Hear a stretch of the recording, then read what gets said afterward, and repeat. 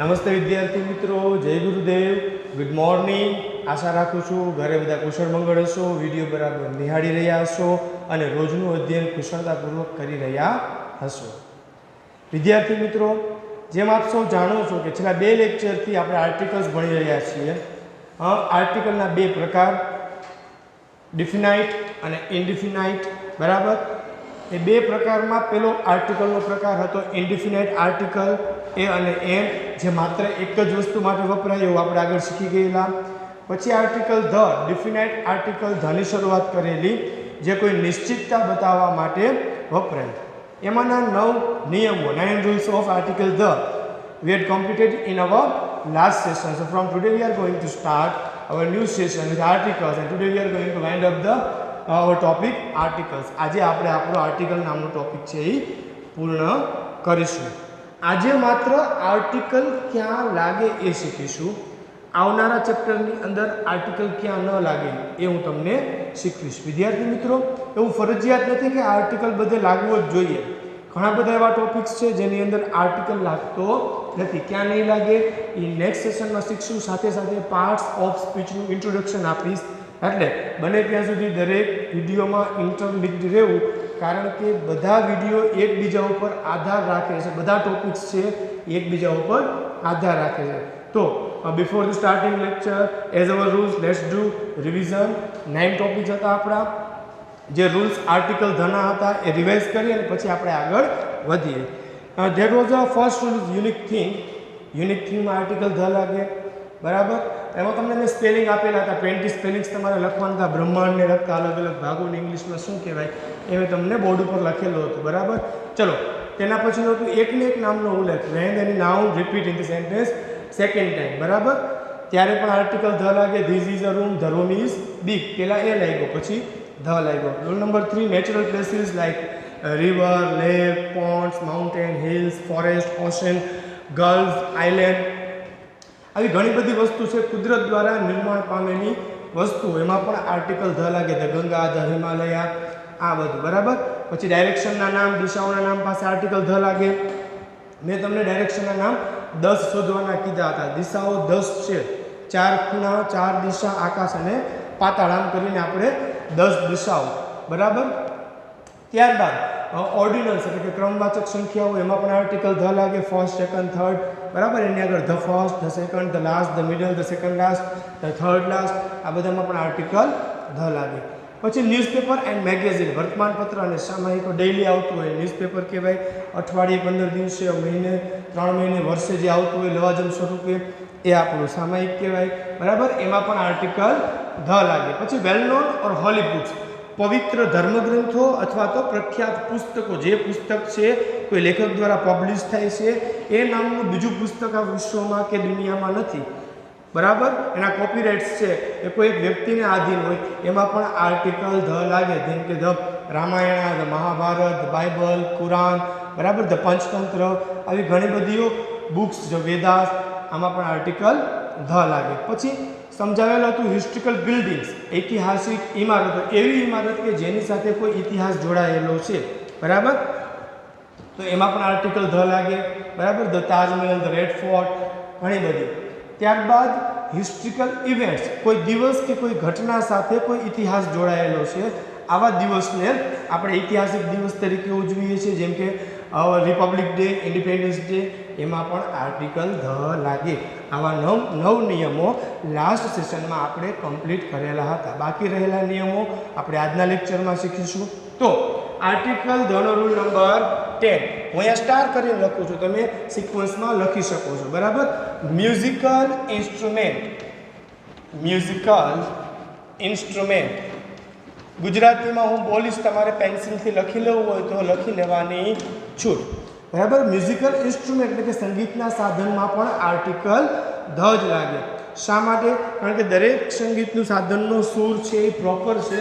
એનો અવાજ આપણે સાંભળીએ એટલે આઈડિયા આવી જાય કે પ્રોપર આ જ મ્યુઝિક વાગે છે. ઢોલ વાગતો હોય તો ખબર પડી જાય કે ઢોલ જ વાગે છે, અહીંયા એમ ન થાય કે તબલા વાગે છે. બરાબર, તો દરેક સંગીતના સૂર છે એ પ્રોપર છે, ચોક્કસ છે, ડિફિનાઇટ છે, એટલે ડિફિનાઇટ આર્ટિકલ ધ લાગશે. અહીંયા એક્ઝામ્પલ તરીકે લખું છું વાંસળી. વાંસળીને ઇંગ્લિશમાં કહેવાય ધ ફ્લ્યુટ. બરાબર. તો તમારે અહીંયા 20 સ્પેલિંગ્સ ગોતવાના છે. મ્યુઝિકલ ઇન્સ્ટ્રુમેન્ટના, સંગીતના સાધનના 20 નામ તમારે ફાઇન્ડ આઉટ કરવાના છે. બરાબર. હોમવર્કમાં જે તે સમયે ફેરબુક અને રફબુક ચેક કરો. ડાયરેક્ટ આ સ્પેલિંગ તમે ફેરબુકમાં લખશો તો પણ ચાલશે. સ્પેલિંગની ખરાઈ કરી, એનો મિનિંગ છે, પ્રોનાઉન્સિએશન પ્રોપર લખી અને તમારી ફેરબુકમાં ડાયરેક્ટ લખવાનું છે. બરાબર. ચાલો, એના પછીનો રૂલ છે નેશનાલિટી.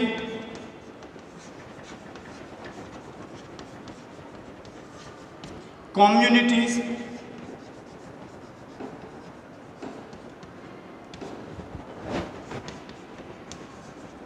and sect.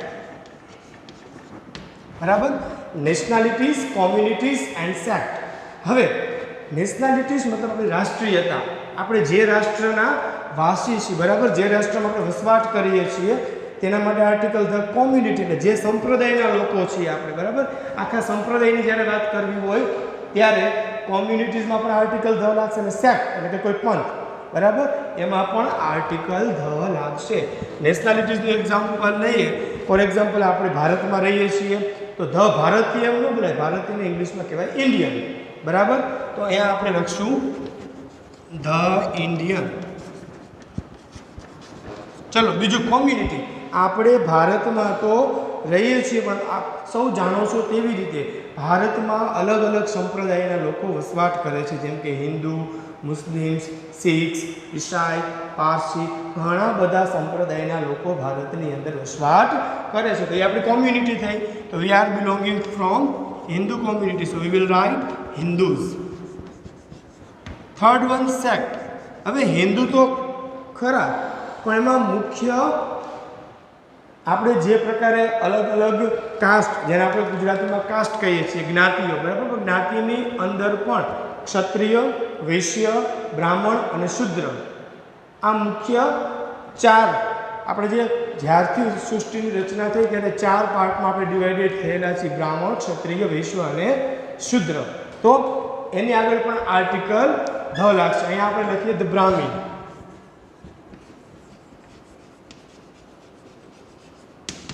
પરંતુ વિદ્યાર્થી મિત્રો ખાસ વાત યાદ રાખજો, જેમ મેં ફર્સ્ટ લેક્ચરનો જે આર્ટિકલ્સનો ટોપિક હતો એની અંદર સમજાવેલું હતું કે એક વ્યક્તિનો ઉલ્લેખ થતો હોય ત્યારે આપણે આર્ટિકલ એ અને એન મૂકીશું. તો ફોર એક્ઝામ્પલ તમને પેરેગ્રાફની અંદર કીધું હોય કે રાહુલ ઇઝ પછી બ્લેન્ક ઇન્ડિયન બોય, તો અહીંયા આપણે ઇન્ડિયનને ધ્યાનમાં નથી લેવાનું, બોયને ધ્યાનમાં લેવાનું છે. ઇન્ડિયન નથી કીધું, બરાબર, ઇન્ડિયન બોય કીધું છે. એટલે કે રાહુલની વાત થાય છે, રાહુલ એકલો છે એટલે આર્ટિકલ એ અથવા એન લાગશે. એટલે એમાં એવું આવે Rahul is an Indian boy, એમાં ધ ઇન્ડિયન લખવાનું નથી. ખાસ વાત યાદ રાખજો. શું કામ? કે અહીંયા વાત થઈ છે કે સંપ્રદાયની આખા જૂથની વાત થતી હોય ત્યારે જ આર્ટિકલ ધ આવશે. એટલે કોઈ એક વ્યક્તિની વાત થતી હોય ત્યારે એ અથવા એનનો વિવેકપૂર્ણ ઉપયોગ કરી અને તમારે એ આર્ટિકલ મૂકવો. ચલો, આના પછીનો જે રૂલ છે એ names of train, ship and aeroplane.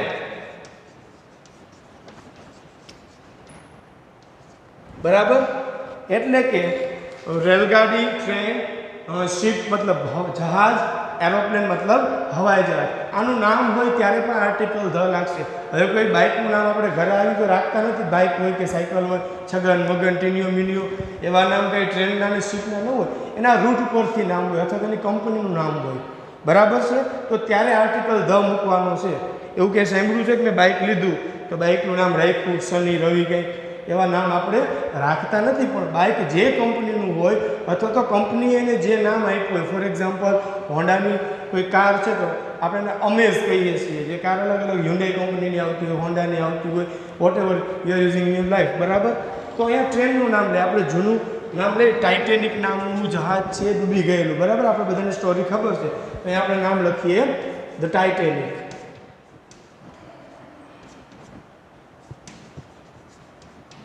Ship છે, અત્યારે વિક્રાંત, ઘણી બધી કંપનીઓ, બરાબર, શિપની કંપનીઓ છે એ અલગ અલગ ચાલતા હોય છે. બરાબર, શિપ. હવે ટ્રેનનું નામ લઈએ તો ટ્રેનના રૂટ ઉપરથી ચાલતો, જેમ આપણે એસટી બસમાં જઈએ તો ઇન્ટરસિટી, એક્સપ્રેસ, લોકલ, વિશ્વામિત્રી, આવી બધી ઘણી બધી એક્સપ્રેસ ચાલતી હોય છે. બરાબર, તો ટ્રેનની અંદર પણ એવી રીતે હોય છે. કે અલગ અલગ રૂટ પ્રમાણે અલગ અલગ નામ આપેલા હોય. અહીંયા લખીએ ધ રાજધાની એક્સપ્રેસ, રાજધાની એક્સપ્રેસ, બરાબર.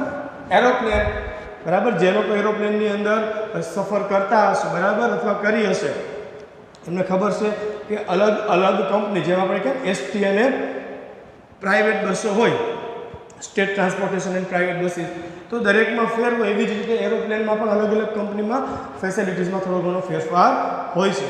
જેમ કે Indian airlines, the Indigo, the spice jet, આવી ઘણી બધી કંપનીઓ છે. આપણે અહીંયા લખીશું ધ ઇન્ડિગો.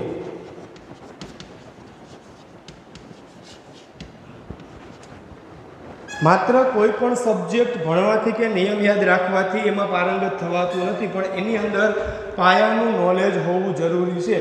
જેમ કે મેં ગઈકાલે રૂલ તમને શીખવાડેલો, હિસ્ટ્રિકલ બિલ્ડિંગ્સ અને હિસ્ટ્રિકલ ઇવેન્ટ્સ. હવે આના માટે તમારે તમારા જે તે સમાજના શિક્ષક હોય એનો વિષય પણ તમારે બરાબર શીખવો પડે, એમને જે સમજાવેલું હોય એ પણ તમારે બરાબર શીખવું પડે. હવે તમને ઐતિહાસિક ઇમારતની વ્યાખ્યા જ ખબર નથી. ઘણા બધા મારા વિદ્યાર્થી એવા હોય કે જૂનું બિલ્ડિંગ હોય ને એને ઐતિહાસિક ઇમારત કહેવાય. ના, ઐતિહાસિક ઇમારત એટલે મારા કરતાં તમારા જે સમાજના શિક્ષકો છે એ તમને વધારે શીખવી શકશે, બરાબર.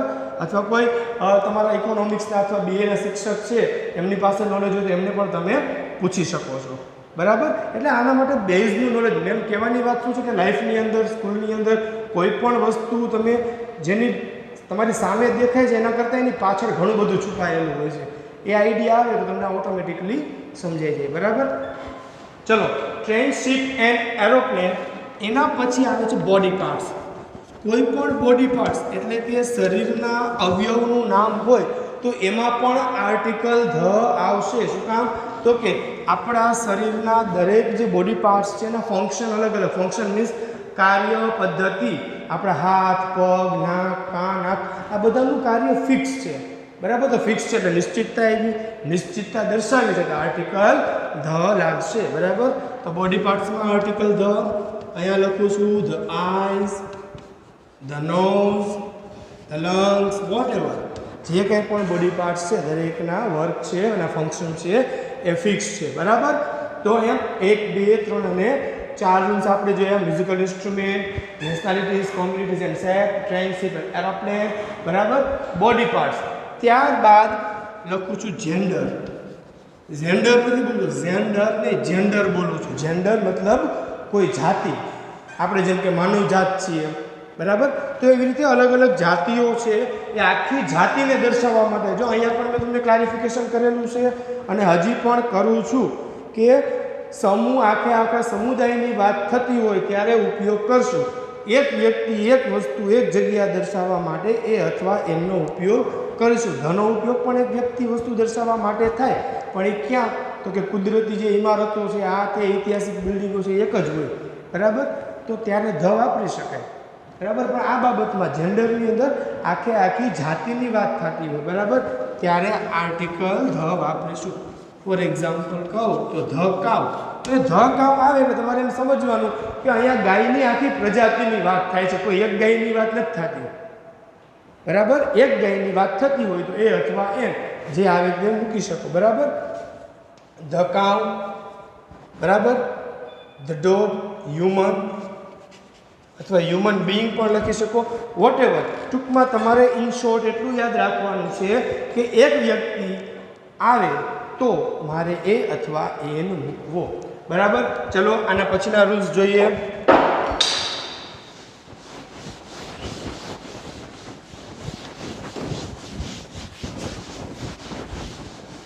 તો એના પછીના રૂલ્સ જોઈએ તો જેન્ડર પછી આપણે લખીશું યુનાઇટેડ નેશન્સ.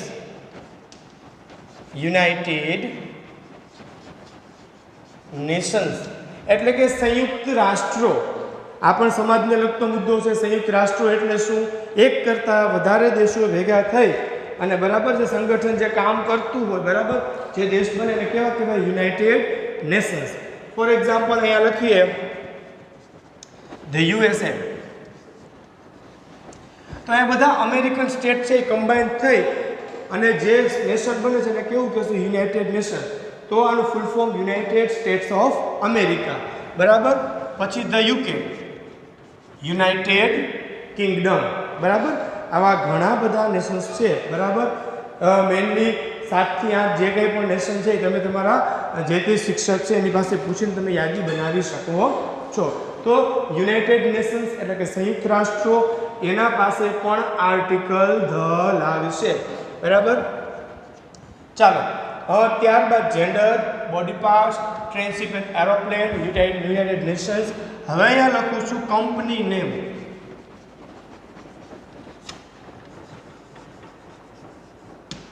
કોઈ પણ કંપનીનું નામ હોય તો એના પાસે પણ આર્ટિકલ ધ લાગશે. શા માટે? બરાબર. તો કારણ કે દરેક કંપની ભલે અલગ અલગ 5 કંપનીઓ છે, પ્રોડક્શન એક સરખું છે, બરાબર, પણ એ કંપનીના નામ અલગ અલગ છે. એટલે તમને ખબર હોય તો કોઈ કંપનીનું નામ હોય એની પાછળ આમ આર કરીને રાઉન્ડ કરેલો હોય અથવા સી કરીને રાઉન્ડ કરેલો હોય, બરાબર. તો સી મતલબ કોપીરાઇટ્સ, એના કોપીરાઇટ્સ છે એ કોઈ યુઝ કરી શકે નહીં. એ કંપનીનું નામ, એ લોગો, એ સિમ્બોલ, એ કલર એના જેવું સેમ ટુ સેમ પ્રિન્ટિંગ કરી શકે નહીં. આ આપણને ખ્યાલ હોવો જોઈએ as a Bing student of commerce. Okay. તો કંપનીનું નામ છે એ લખું ધ રિલાયન્સ, ટાટા. આપણે ટાટા બોલીએ છીએ but it is not Tata, it is Tata, બરાબર. તાતા બરાબર આપણે ટાટા બોલીએ છીએ. પછી બજાજ, વોટ એવર ઘણી બધી કંપનીઓ છે, કોઈ પણ પ્રાઇવેટ લિમિટેડ કંપની હોય એમાં પણ તમે આર્ટિકલ ધ મૂકી શકો છો. કંપની નેમ પછી આવે છે સર્વિસ સેક્ટર. કંપની નેમ પછી આવે છે સર્વિસ સેક્ટર. તો સર્વિસ સેક્ટર મતલબ શું? તો કે સેવાકીય સંસ્થાઓ. કંપની શું કરે? તો કે પૈસાના બદલામાં તમને કોઈ વસ્તુ આપે, પ્રોવાઈડ કરે, બરાબર. જ્યારે સર્વિસ સેક્ટર શું કરશે? તમને પૈસાના બદલામાં કોઈ સેવા આપશે, બરાબર. તો એની પાસે પણ આર્ટિકલ ધ લાગશે. ફોર એક્ઝામ્પલ હું લખું LIC, the LIC, life insurance corporation, બરાબર. એવી જ રીતના લખું કોઈ બેંકનું નામ, the SBI, the state bank of India. શું કામ? તો કે બેંક છે શું કરે છે? આપણા જ પૈસાની લેતી દેતી, આપણા વ્યવહારો બધા સાચવે છે, જે તે સુવિધાઓ આપણને પ્રોવાઈડ કરે છે, પૈસાના બદલામાં સેવા આપે છે. તો એના માટે પણ આર્ટિકલ ધ વપરાશે. હવે એના પછીનો મુદ્દો છે ગવર્મેન્ટ પોસ્ટ.